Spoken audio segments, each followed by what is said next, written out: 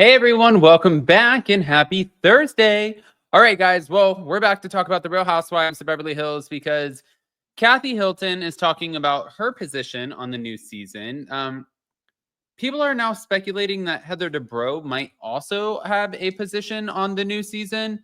And then on top of that, I don't know if you guys saw this, but there was an article that came out on Exhibit A-List saying, did another geriatric attorney steal money to fund Erika Jayne's lifestyle? Like, is this just real life right now? It has to be. It has to be. Okay. So before we jump in, if you guys haven't already, go ahead, pop off in the comment section, please. Don't forget to hit that notification bell. And yeah, let's go.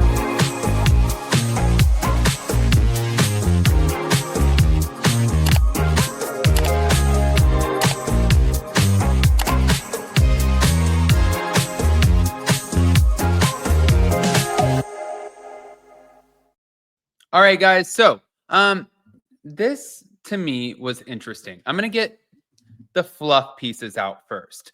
So, Kathy Hilton, who we all love, I am a huge Kathy Hilton fan. I think that she's incredible. I think she brings like a lightness and an airiness to the show.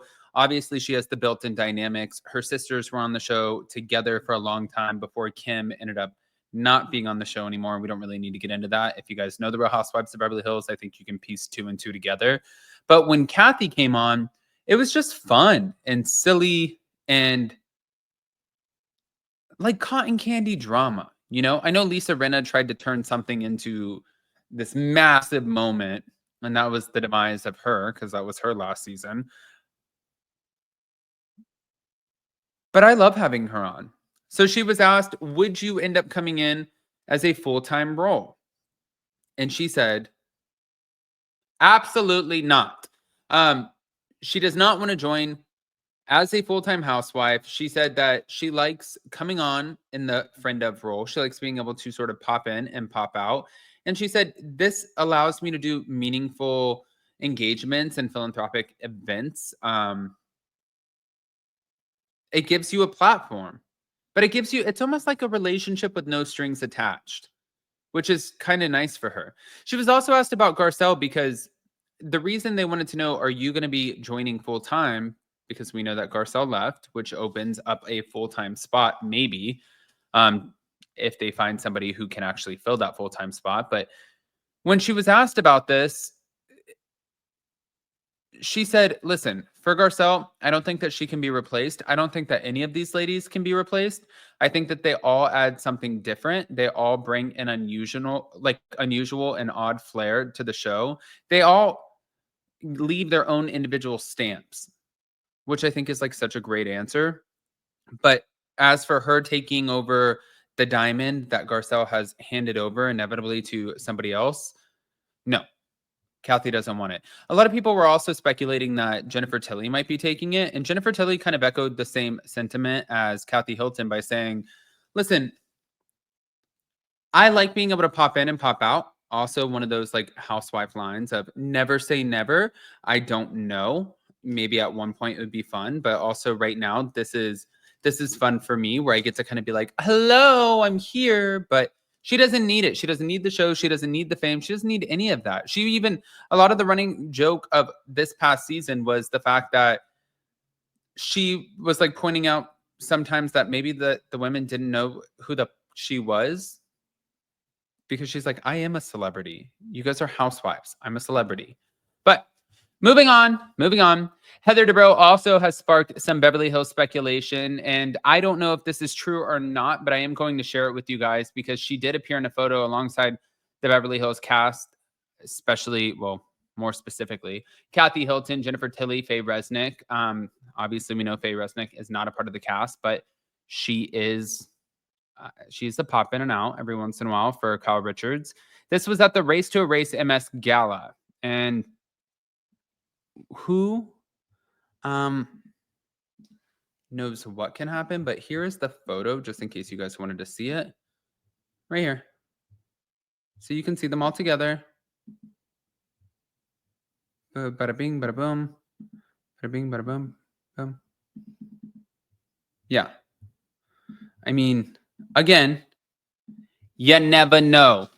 But in a previous interview, Heather did say never regarding the possibility of switching franchises. And she did acknowledge that she has connections with several of the Beverly Hills cast members and her family's presence in Los Angeles, leaving the door open for future opportunities, which it could be a thing. Speaking of opportunities or potentially being opportunistic, I don't know if you guys saw this shit. This came out. I saw it probably about 10 minutes ago. Bravo Snarkside posted this. Did another geriatric attorney steal money to fund Erika Jayne's lifestyle? Exhibit A list. Oh my God. So they said Plato gets credit for the notion that art imitates, and I'm just sharing this with you guys as it's coming out because this is coming out really quick. As art imitates real life. If the Greek philosopher could drop in 2,300 years or so after he did his thinking, he might dial up Erika Jayne's song Expensive on his iTunes account to make his point. And if the artist legally known as Erika Jayne sings, it's expensive to be me, looking this good don't come for free. Now, if not bobbing his head to this music, Plato might be nodding in agreement. So might her 80-plus-year-old estranged attorney husband, Tom Girardi, and some of his clients. Her friend, Florida attorney Jim Wilkes, might also agree. You'd likely get an amen from Erika Jayne's costume designers, Marco Morante and Chris Sala, too. They said, Erika is also known as one of the cast of the Bravo channel's reality TV show, The Real Housewives of Beverly Hills, and Plato, and many others might opine that phony schemes got real money for Erika and real trouble for many others in the orbit of her. American taxpayers may also have unwittingly picked up some of the tab for Ms. Girardi's expensive lifestyle as part of two apparently inflated Paycheck Protection Program loans Wilkes, now in his mid-70s, received in the midst of the pandemic. Oh, God. The U.S. government apparently loaned Jim Wilkes' law firm more than $4 million in 2020 and 2021 to help the firm meet its payroll during the pandemic. And Wilkes told an interviewer for an ABC documentary that he had helped Erika Jayne with approximately $2 million to help her in her separation from her husband after she filed for divorce.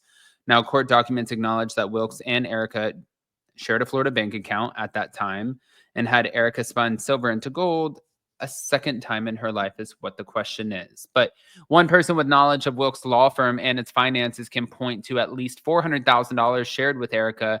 In a sworn affidavit, private investigator Jonathan Ballard reported in interviewing Timothy Kulig, the chief financial officer for Wilkes and Associates. And Kulig said he had opened an account with Wells Fargo Bank in 2020, and Jim Wilkes and Erika Jayne were named as account holders, which deposits made totaling $400,000. In a Florida lawsuit in which Erika is named as defendant, she made a declaration in her own defense, and in it she said, I had one bank account opened for me by a friend in the state of Florida. It was opened at the national bank chain where my friend did his banking. The account was used for personal, not business use. That's what Kulig told Ballard. The money in the account came either from Wilkes' personal funds or a distribution from the firm. Kulig pointed out that his job was to manage things and move money around for Wilkes' multiple business entities.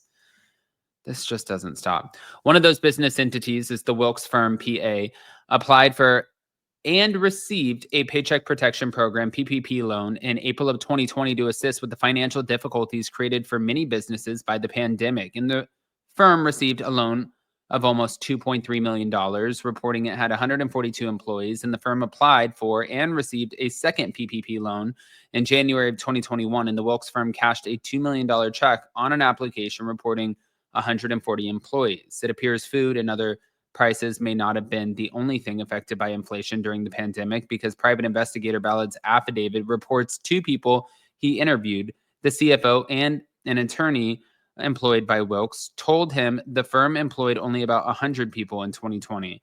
And if true, Wilkes and Associates inflated its number of employees by 40%. So as of April 2024, Department of Justice reported it had charged more than 3,500 people for alleged PPP fraud, totaling more than $2 billion. Prosecuting PPP fraud isn't a cut and dried proposition. We talked to a retired federal prosecutor who worked on PPP cases, and she said PPP fraud was generally not obvious from the loan applications because the applications were designed to be easy and quick to complete and require only basic information. And she added that inflating the number of employees on a PPP loan application could be viewed as evidence of fraud. However, the issue may not be as simple as counting heads because of considerations such as part-time versus full-time, seasonal workers, and affiliation rules, amongst other things. But building a criminal fraud case, whether PPP or not, requires intent to defraud. And for civil cases, the burden of proof is lower and may just require proof of negligence. What in the actual is happening? Like, somebody help me make this make sense. Because I can't. I can't. I want to hear what you guys think, guys. Pop off in the comment section. If you're not subscribed, definitely go ahead for damn sure. Get subscribed. Don't forget to hit that notification bell. And yeah, I don't know what's going on anymore at this point. So I'm sorry. I love you guys. And we'll see you later. Bye.